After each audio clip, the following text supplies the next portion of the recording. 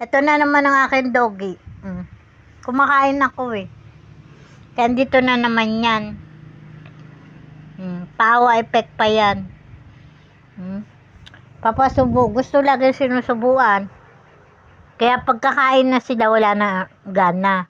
Pero yan, may pakapit-kapit pa yan. Ganyan sila, ganyan yan guys. So, pawa effect. Kapit, pag hindi mo pinansin, iangat niya yung kanyang paa. Diyan sa hita mo. Kasi kumakain ako eh. Pero kumain na sila. Una pa nga silang kumain. Ganyan siya.